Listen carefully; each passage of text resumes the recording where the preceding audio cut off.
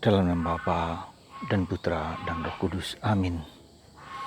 Allah Bapa di surga, kami mengucap syukur dan terima kasih bahwa Engkau menyelamatkan kami bukan hanya secara pribadi, tapi bersama-sama dalam komunitas, dalam keluarga, dalam gereja, di mana kami hidup. Berkatilah komunitas kami, keluarga kami, berkatilah gereja kami, supaya kami saling tolong-menolong membantu demi kebersamaan. Terpujilah namamu kini dan sepanjang segala masa. Amin.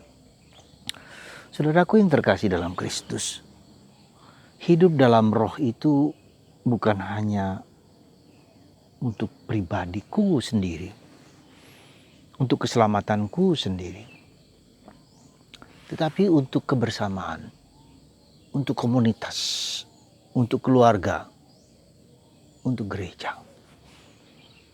Dalam bacaan pertama hari ini kita mendengar bagaimana komunitas awali gereja perdana bersama-sama hidup dalam sehati sejiwa, mendengarkan sabda dan firman para rasul, kumpul bersama memecahkan roti, dan hidup sehati sejiwa dan saling tolong menolong baik secara rohani, secara material, secara fisik, supaya komunitas ini menjadi komunitas yang hidup.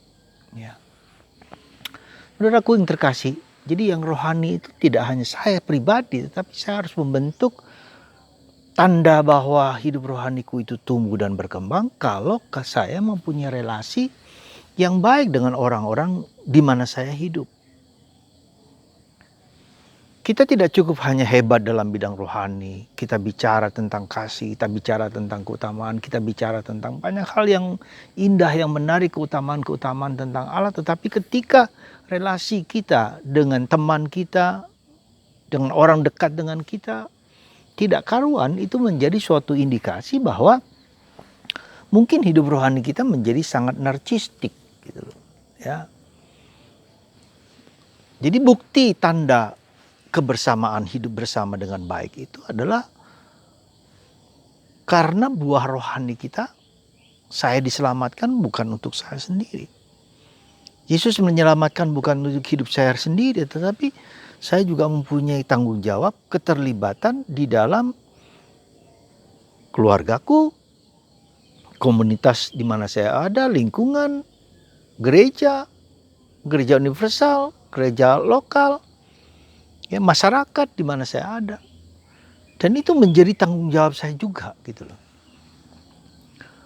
Maka itulah makna dari keselamatan itu. Ketika saya diselamatkan, ketika saya ditebus, saya juga membawa keselamatan yang ada pada saya itu kepada orang-orang di sekitar. Keselamatan itu berarti keutamaan-keutamaan baik dalam diriku itu. Apa saja? Keutamaan keberanian, keutamaan kerendahan hati, keutamaan tolong menolong, keutamaan untuk berbagi, untuk ngerti, memahami, mengampuni, dari buah-buah roh itu. Ya. Sehingga saya memancarkan kehidupan saya itu, kehidupan pribadiku itu, di mana Yesus hidup dan hadir ketika saya menyadari kehadiran Tuhan dalam diri saya, ketika saya merasakan bimbingan Roh Kudus dalam diri saya, itu memancarkan kehidupan di sekitar saya. Kehadiran saya itu membuat orang lain nyaman, jenak, ya, suka menolong. Orang datang kepadaku untuk mendengarkan, untuk membagikan apa yang bisa dibagikan. Entah itu dalam bentuk materi, entah itu dalam bentuk saran, pikiran, entah itu dalam bentuk rohani, apapun juga. Ya. Jadi para saudaraku terkasih, mari kita lihat, ya, dalam kehidupan relasi personal kita dengan sesama kita. Dan tidak hanya hahaha duduk diam, tapi harus masuk lebih dalam. Jadi menjadi suatu persahabatan, menjadi sesuatu yang kedekatan yang dalam, yang saling mengerti, memahami satu sama lain. Karena seringkali kita juga perlu sadar bahwa Kita tidak cukup hanya bersama-sama silaturahmi, ya hai, tapi tidak cukup mendalam untuk memasuki relung-relung kehidupan batin kita yang terdalam. Dan untuk itu kita harus belajar berani untuk memasuki kerapuhan, keterbatasan, ketidakberdayaan kita. Kita tidak hanya cukup membagikan apa yang baik dalam diriku pada orang lain, tapi juga pengalaman-pengalaman jatuh, pengalaman gagal, pengalaman tidak berhasil kepada orang lain. Sehingga orang juga mengerti, memahami bahwa saya juga adalah manusia yang juga penuh dosa, penuh kelemahan. Dan kita saling mengerti, saling memahami itu. Kalau kita hanya sekedar bersharing tentang kebaikan tanpa masuk ke kedalaman, itu juga tidak menunjukkan, belum dalam tanda petik, belum menunjukkan sesuatu kedalaman. Itu yang pertama yang harus kita renungkan dalam bacaan kisah para rasul hari ini, di mana mereka hidup dalam Roh Kudus. Dan Roh Kudus itu yang membimbing kita itu seperti diumpamakan seperti angin. Dari mana ia berasal, menuju kemana berasal, kita juga tidak tahu. Ya. Nah, itu berarti apa? Bahwa Roh Kudus itulah yang menciptakan kekreativitasan kita. Inovasi, ya, out of the box. Ya. Jadi apa yang nampaknya biasa-biasa kita jalankan itu sekarang ada sesuatu yang baru. Maka seringkali orang yang kreatif, orang yang inovatif itu tidak mudah karena tidak berada dalam kotak-kotak lingkaran kota ini, dalam bukan lingkaran kota, dalam lingkaran ini atau dalam kotak ini. Dia berada di sini.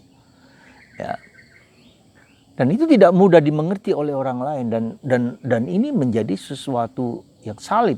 Maka ketika orang melihat dan mampu melihat salib, ya orang bayangkan salib itu tanda kehinaan, tanda kebodohan, tanda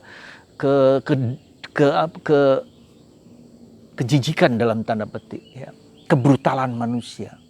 Tapi ketika orang melihat salib itu sebagai tanda cinta, dia mampu masuk ke kedalaman. Nah, itulah yang saya sebut bahwa orang hidup dalam Roh Kudus itu mampu memasuki dari apa yang kelihatan ini ada sesuatu yang jauh lebih dalam.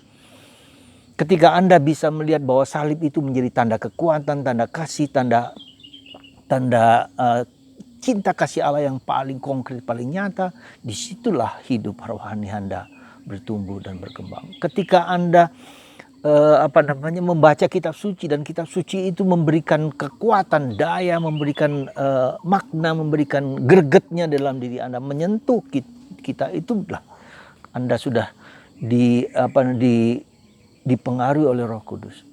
Ketika Anda melihat dalam penderitaan hidup kita sehari-hari, kita bisa masuk, ya, dan menangkap bimbingan Roh Kudus di dalam peristiwa-peristiwa kehidupan kita, terutama ketika kita mengalami penderitaan. Ya.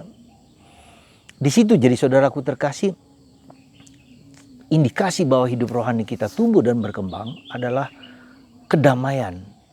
Maka Yesus mengatakan, damai yang kuberikan itu damai yang tak dapat diberikan oleh dunia. Artinya apa? Damai yang tak diberikan dunia itu ketika dalam situasi apapun, sejelek apapun, seberat apapun, semenderita apapun, Tuhan tetap hadir di sana. Dan itulah misteri dari divine mercy. Misteri dari kerahiman ilahi. Meskipun dunia nampaknya begitu carut marut, begitu luar biasa kacau balaunya, tapi percayalah kerahiman Tuhan jauh lebih besar daripada penderitaan dan dosa yang kita lihat dan kita alami. Dan itu juga mengandaikan ketika saya berdosa, sebesar apapun, sehebat apapun, saya tahu, saya mengerti, saya memahami bahwa cinta Allah lebih besar daripada dosa-dosa yang kita lihat, baik dalam diriku ataupun dalam diri orang lain. Maka Paulus mengatakan ketika dosa bertambah besar, kasih dan Roh Kudus diberikan semakin melimpah. Maka dikatakan oleh Yohanes Paulus kedua, masa ini adalah masa grace, rahmat dan belas kasih Allah, dan merciful. The time of grace and the time of merciful love of God.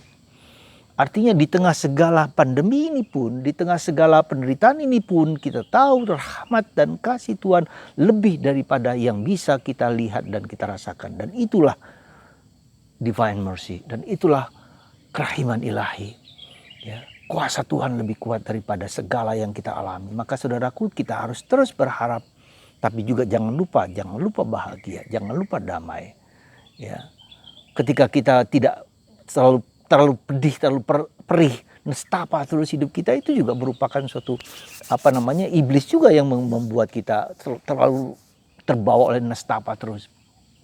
Karena iblis tidak suka kita bahagia, iblis tidak suka kita gembira, sukacita.